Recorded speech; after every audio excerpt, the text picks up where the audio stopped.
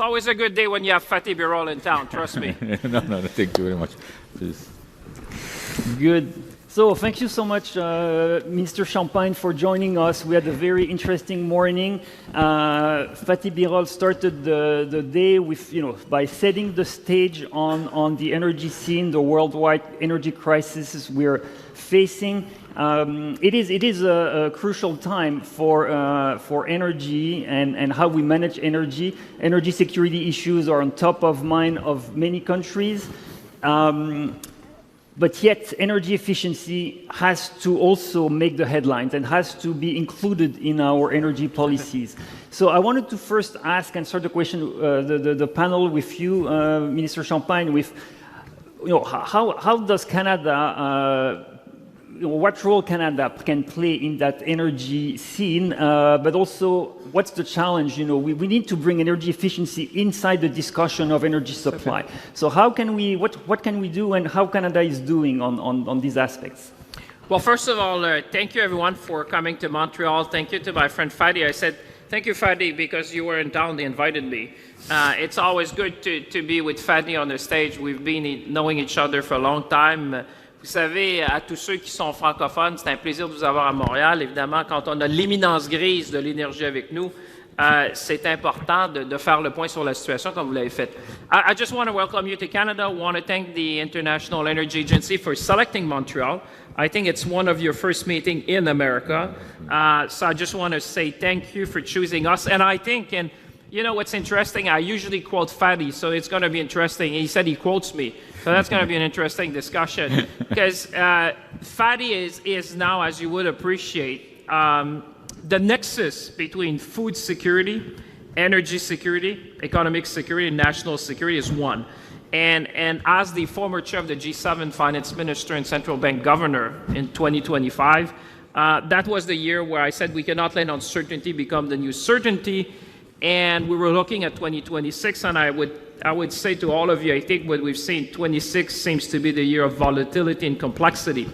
And in a world like that, we wanted experts. Like now, you may know or not, but Fatih Birol is now part of our almost G7 meetings of finance minister and central bank governors. Why? Because he said it better than anyone. And I'll use my own word to refer to what Fatih said, but the world is witnessing the most significant reshaping of the energy architecture in human history, at least in recent human history. So where does that put Canada? Because actually, that was your question. Obviously, on energy efficiency, you've seen a major announcement today.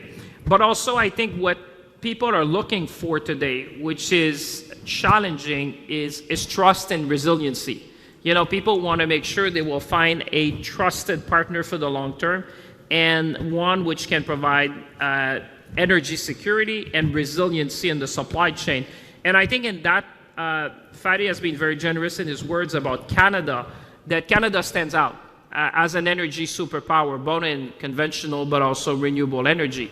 And we have taken, and you've seen from the Prime Minister, the tone at the top has changed significantly. We intend to be a major producer of energy. We intend to do that sustainably, reliably, and I think the policies we have adopted in Canada are making a difference.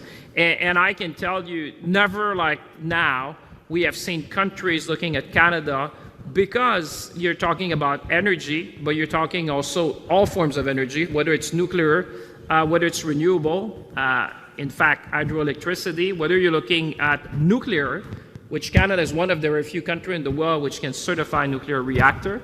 And I was just in Darlington last week, where we'll be the first G7 country to have a small modular reactor in operation.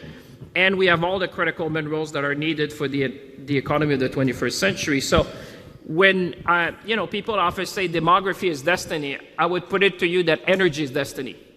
And energy is becoming, particularly electricity, is becoming key because everyone is trying to decarbonize. Those who are going to have energy will be able to play a key role in the electric stack, and obviously play a key role when it comes to AI infrastructure. So when people say you always look confident and optimistic about the Canadian economy, is because I sit where Fatih sit when you're looking at the state of the world, whether it's the G7, OECD, the G20, you realize that Canada is going to be the trusted energy partner of the 21st century. And I'll stop there because one of the things we've seen is that geography doesn't tend to change much, and people don't change much either. So there was something in the FT recently, which you would have seen for sure. We're looking at the different straits in the world. I think there was 7 or 8, which could be choke point to global supply chain. And then you're looking at Canada in that context, and you say you have the energy, you have the resources. We've been blessed by geography next to the United States. We have 3 oceans. We have major infrastructure development to seize, and we can play a key role with our partners in Europe, but also to provide energy security to our partners in the Asia-Pacific region, whether it's Japan or South Korea. So the strategy we have put to double down and double the electric grid by 2050 was really, in my view, visionary at a time where the green electron is probably going to be making Canada with a competitive advantage in North America, particularly here. Fatih, you are in the province, Quebec, which has the greenest electricity grid, and I would say in North America in terms of its capacity and its infrastructure. It is the premium jurisdiction of the 60 jurisdiction you find here in North America. So we have a lot here in terms of talent, of resources, of expertise, and we intend to build on that to make sure we have prosperity for generations to come and make sure we have the foundational energy infrastructure to lead in this very complex world. Thank you very much, Mr. Birol. So just to continue and maybe to place energy efficiency in that context, what should we do more to basically make sure it's included in our in government's mind and in our policies? So thank you very much, and it is really a great honor to be with the Mr. Minister. I follow the finance ministers around the world geographically and historically, so many years I know. So I think, as I told Mr. Prime Minister, I was 6 weeks ago, I was here again in Ottawa and Toronto. He has a wonderful team, and Mr. Minister is the best salesman of Canada, going around the world. So this is great. But I am not far from him in terms of selling the Canada. Not only Canada, but the principles. Because I call this current crisis as the largest energy crisis in the world, not necessarily in terms of the price effect, but in terms of the political effects. Many countries are now looking for other energy partners, alternative technologies, alternative trade routes, alternative companies to work with. I can explain you like this. In the past, as I am a country, I'm going to buy, I don't know, from another country, LNG, make an LNG contract, or I'm going to buy a nuclear technology. Normally, I ask, how much do you sell it? One of them says 5 euros, the other one says 4 euros. Normally, I go and buy the 4 euro one, because it's cheaper, it's better for my economy. But now, if the country believes that the 5 euro one doesn't create any geopolitical threat, it is a predictable country. It's a country run by a rule of law, and the democracy is there, they can go for $5. So this is the new rule of the game. There is the energy security risk premium in all of them. And why I say Canada, because Canada is huge potential. Mr. Minister mentioned oil, gas, renewables, nuclear power, very important. Nuclear is making a comeback. Critical minerals, both in terms of mining, but now starting also the refining and processing, hydropower. And, as I said this morning, AAA democracy, predictability, and everything is there. Now, what is needed is in Canada to be fast, to move. And I said similar things 6 weeks ago when I was here in Ottawa and also in Toronto. And within the 6 weeks, I met with many governments. And I know that many governments in the meantime knock on the door of Canada, and more will come. So therefore, it is, in my view, once in a lifetime opportunity for Canada to be a real energy export superpower. And if I was Canada, I will put the trust at the center of my export strategy. Yep. Of course, the quality of the gas, I don't know, the technological advancement of SMRs, these are all important things, but the trust should be there, and the predictability. Coming back to energy efficiency, I am very happy to be here, to be honest, in Montreal. Mr. Minister, I mentioned in the morning that one of the things which was very close between me and Montreal was Leonard Cohen. Mm-hmm. So when I was young, last year, so this is the Leonard Cohen was, I used Leonard Cohen a lot for going to dinners and all of these things.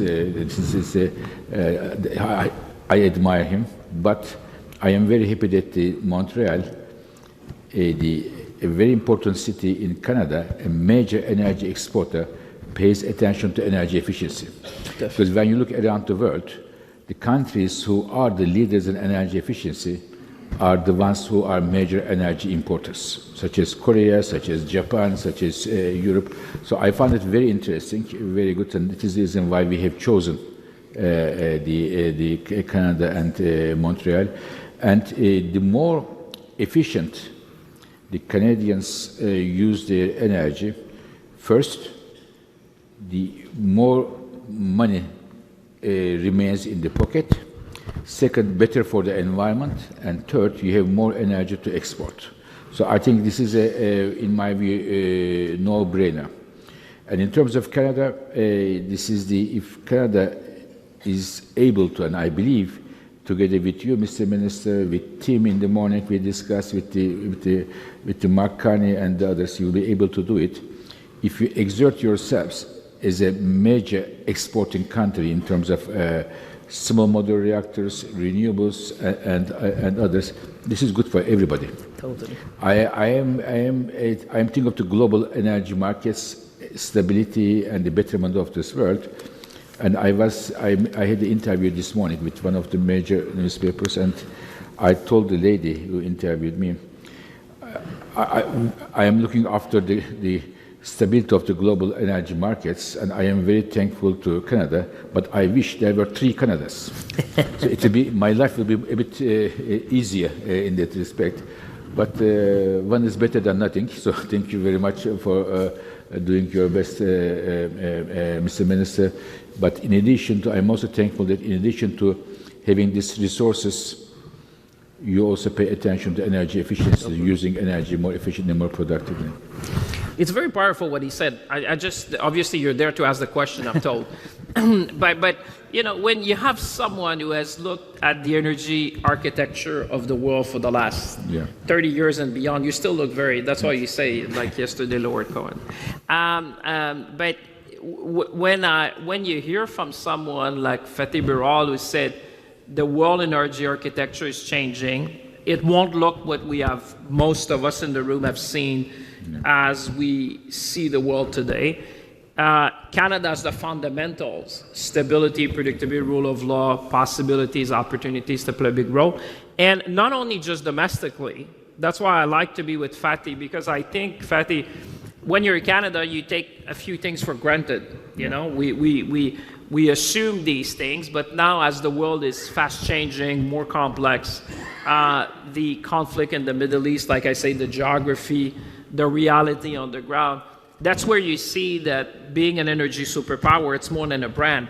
There's fundamentals behind it where you say, whether it's about conventional oil and gas, whether it's about LNG, whether it's about nuclear, whether it's about our critical minerals.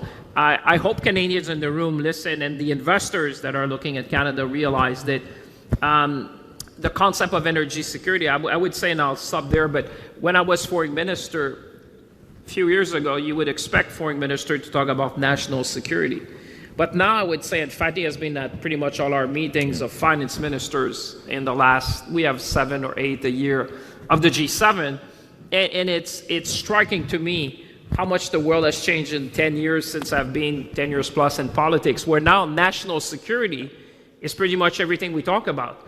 Because the nexus and the connection and the transmission, I'll really stop there from what happened in the Middle East, which was an energy crisis, has become an affordability challenge in all G7 countries, whether it's the price of food, the price of gas, and the price of home. And it's even across all the G7, and I would say beyond. So, you know, that concept where you bring a new partner which has enormous capacity, capabilities, and is the envy in the world when it comes to the stability of the energy system. And now that we're doubling the grid, making sure our G7 partner would have access to critical minerals. Like you said, Fatih, we're really raising to our full potential in terms of helping with energy security in a very different architecture. And I'll just finish by saying even those who produce in the Middle East, believe it or not, are calling us. They're saying, why don't we produce in your country so that we can even out in terms of the risk that you're seeing? Because again, these straits will continue to be what they are. You'll find a solution now, but you know, time will tell when's going to be the next one. And therefore, when you have access to three ocean and have no security issue, obviously, like you said, partners around the world looking at countries like Canada to play a much bigger role in the world energy architecture. And also, what I would say is that even the Strait of Hormuz is open. It was a question many years in people's mind. Can this strait be closed one day? Now, some people like us, this IEA, we said, be careful, it may be closed. But people said, are you a fearmonger? And so, no, be careful, it may be closed. Now it is closed. Now, people will think, once it is closed, it can be closed again. So this is a very important change in the people's mind. We say in Turkish, the vase is broken. You know, you put the flowers. Yeah. Once a vase is broken, you cannot put it back with the yuhu, make it again. It's broken now. So therefore, people will look at alternatives for that. When you look at alternatives, of course, there may be alternative pipelines, this and that, but the most important thing is alternative suppliers, reliable suppliers here. And Canada appears to be a very strong candidate with everything you have. And in addition to the supplying to the existing your clients or the countries, I believe there will be many new markets open. One of them is we had this morning the Commissioner of Energy of Europe. Europe will be. I see many complementaries between Europe and Canada in this respect, because Europe has decided to phase out gas by 2027. How Europe is going to make it up, and I think their mind is to have a diversification to get the gas there, and Canada may play a role here. So, as I said, it's so difficult to discuss energy efficiency in energy conferences because we're always triggered towards energy supply. Even in an energy efficiency conference, you know, we go there. But the world... It is your turn now, please go ahead. You're supposed to ask the question, right? We're just supposed to answer. No, but these are important topics, and of course, but one of the ways we make actually countries more energy secure and make countries more efficient is through electrification, because electro technologies, they allow industries, households, transportation to become more efficient, because intrinsically electricity allows more efficiency. But then, in order to have the adequate power supply for everyone, we need to invest in electrification. So my question, I want to change the discussion a little bit towards electrification. How do we build these power networks of the future, the one we will need to power our industries, companies, households? When we are at the level where we are now, we all know, grids are well behind in terms of where they should be. So how do governments work towards, creating the grid of the future that will make our economies more efficient?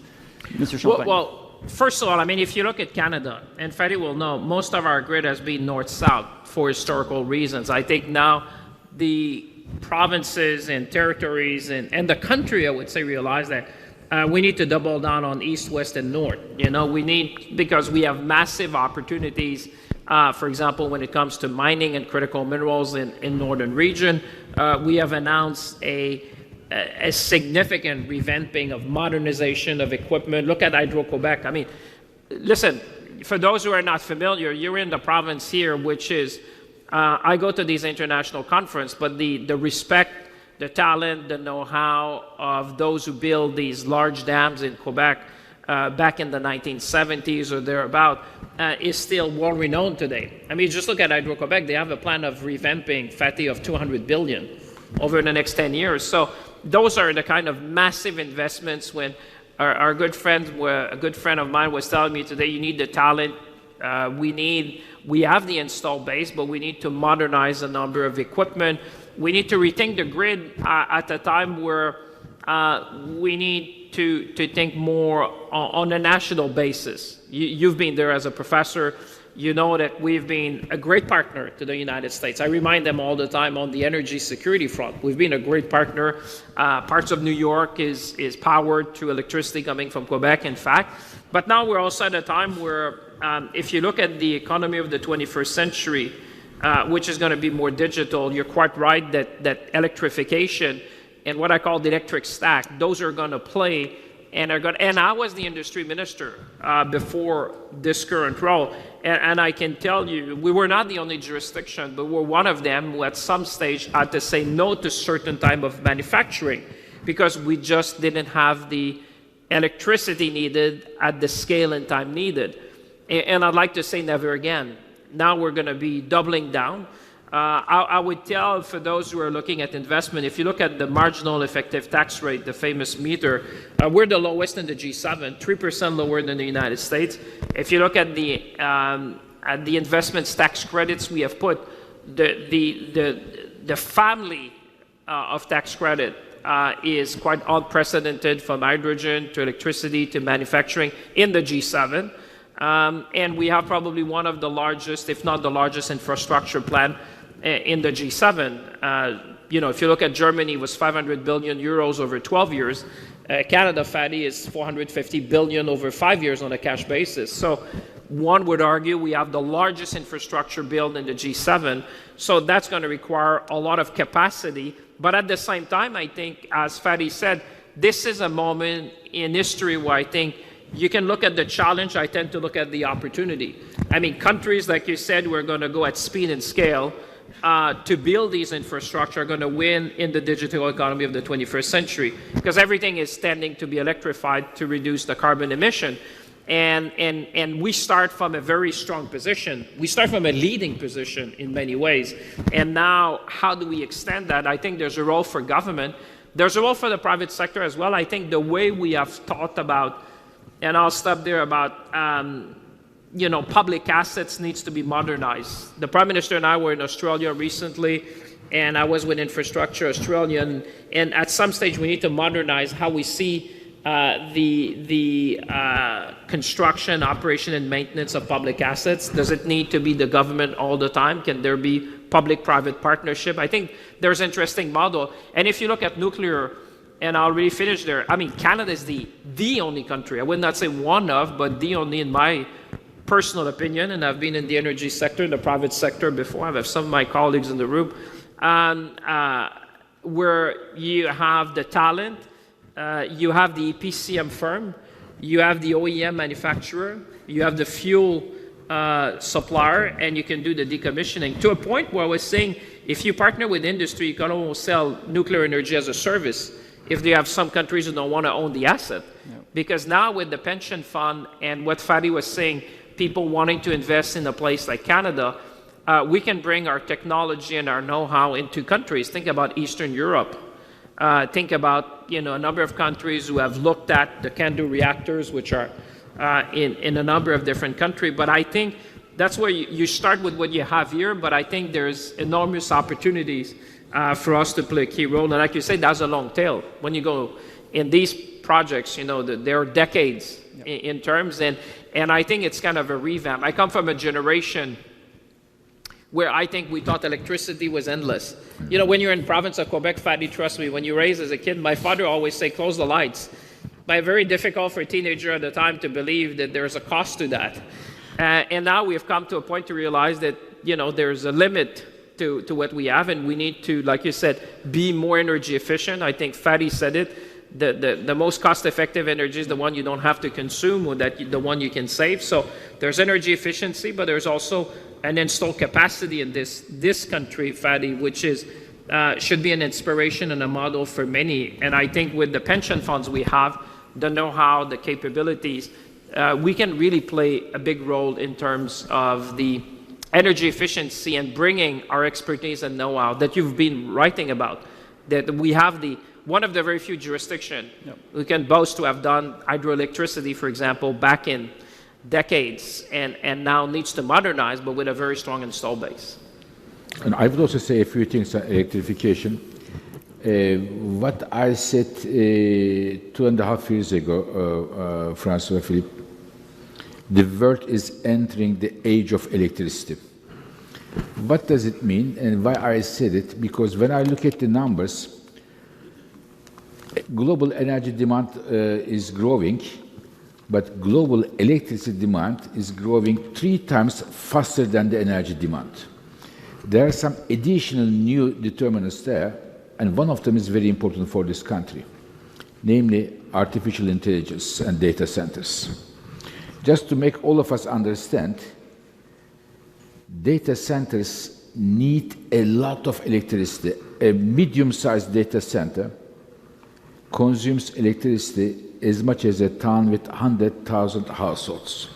And they are now not medium, huge data centers are built around the world, and they need 24/7 electricity. Now, why I am saying this? Going one step up. In my view, artificial intelligence is the most consequential technological innovation of the human history up to now. And whoever wins the AI race wins the geopolitical upper hand. And the technology companies will choose as a destination those countries where they can have 24/7 electricity, a lot of electricity, and cheap electricity. When you look at all of this together, I think Canada provides an incredible opportunity for many, many countries and companies. So from that angle, we will see how the world will generate this electricity. And here, in addition to the, of course, renewables, solar and wind, very important, but I see the nuclear power is making a very strong comeback.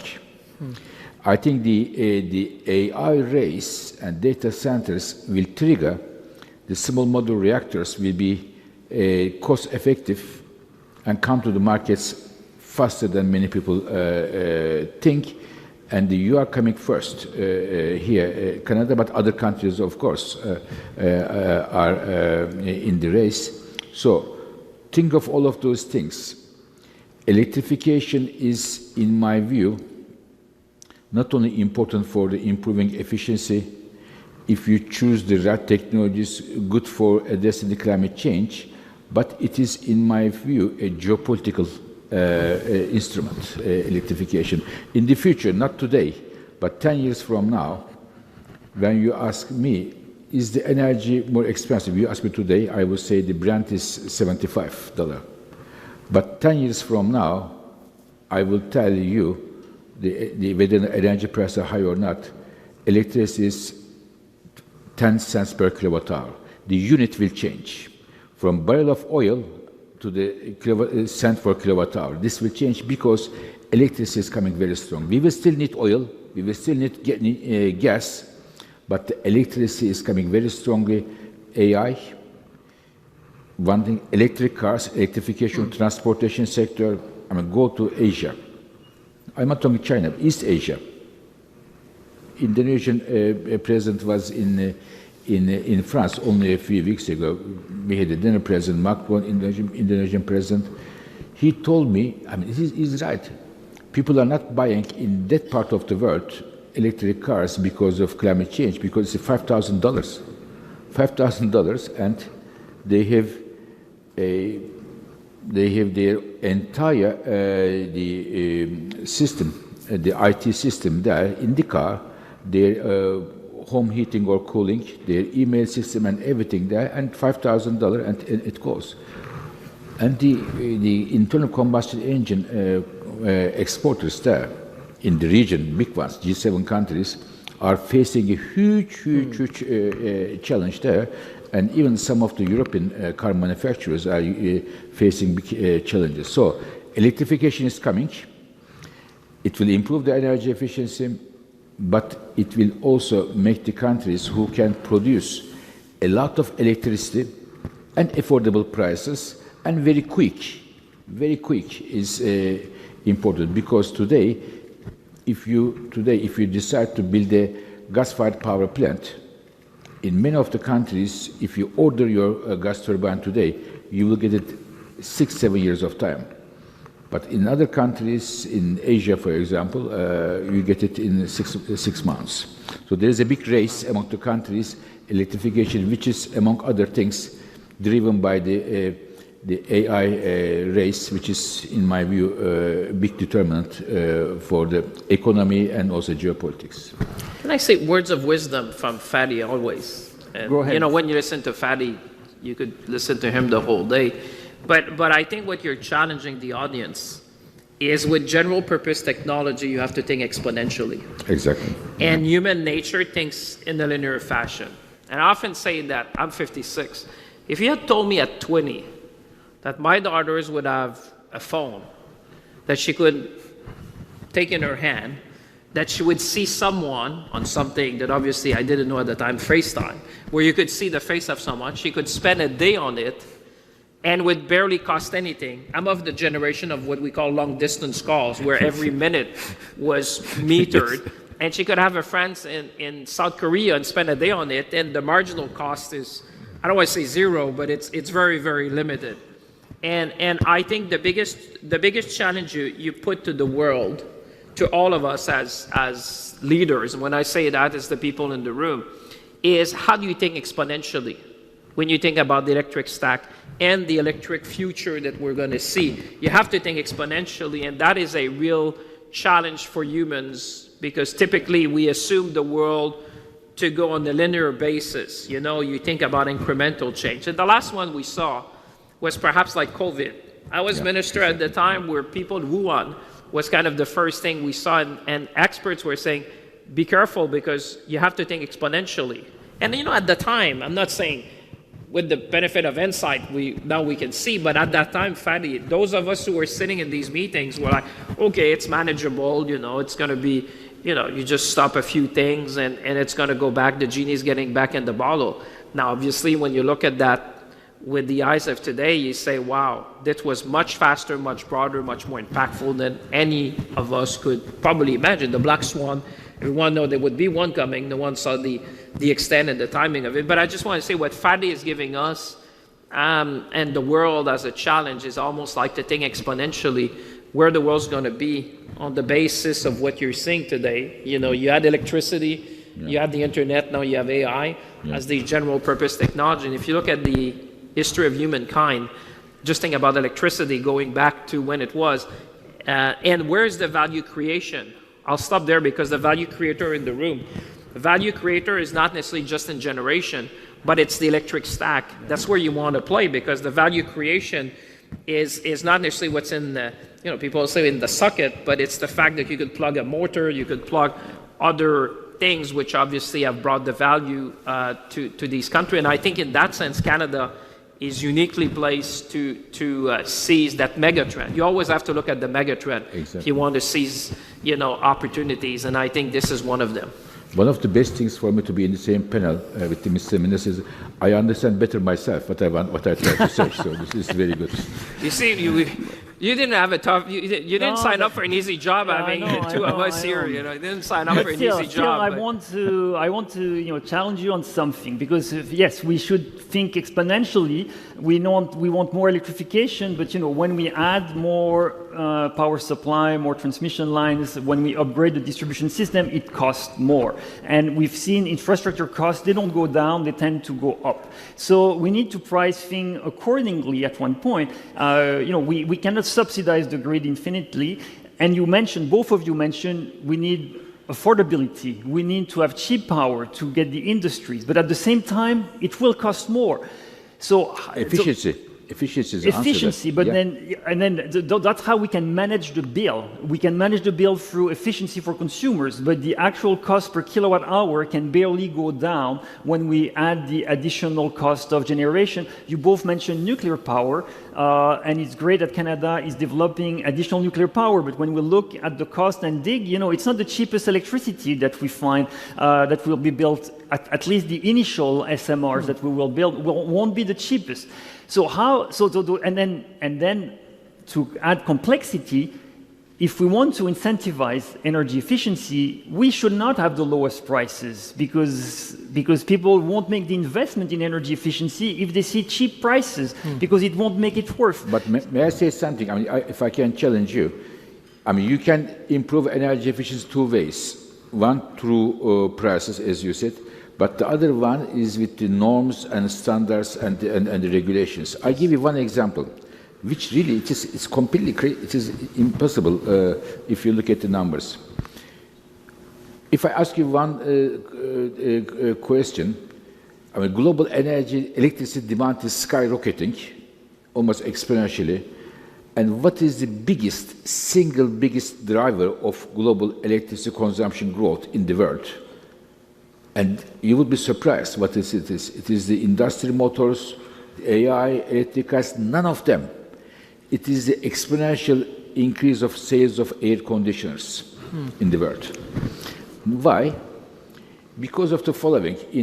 Let's say we talk about Asia, let's take Japan. In Japan, 90% of the households have an air conditioner, but Indonesia, 18%, India, 20%. I don't know, Nigeria, 5%. With the increasing income levels and the increasing temperature, people buy air conditioners. And more air conditioners means higher electricity consumption. Now, the problem is the following. In Indonesia or India, an average air conditioner, to provide the same comfort compared to Japan, they use 3 times more electricity. Because there is no norms or standards or regulation. I mean, it is wasted. If you have the right the air conditioner, you have to build less power plant there and have the same comfort. So sometimes people may think energy efficiency is not seen, it is empty or it is abstracting. It is not abstract, it is very concrete. If you have the right the air conditioner boxes there, you basically build less power plants. So from my point of view, pricing is one issue, but today in many countries, this is what we are doing at the IEA. This is our main thing, going to countries, Africa, Asia, try to get the best practices from the countries who put policies in place to apply those policies for air conditioners, for refrigerators, so that electricity consumption growth is not artificial. So pricing is, you are right, it should be underpriced, but also having the right standards and norms are also very important. But you saw it in Canada with heat pumps. I mean, Fatih, here you're in one of the country where the amplitude of temperature, today you're lucky.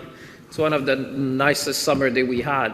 But Montreal would be, depending on the day, you could go to minus 25. So we're a country of 50 degrees of amplitude on a 12 months basis. So in countries like us, the heat pump are really making a difference because obviously you can use them in both seasons. And I think there's a role for government because there's the short term, the midterm, the long term. Over the long term, as Fatih said, you win.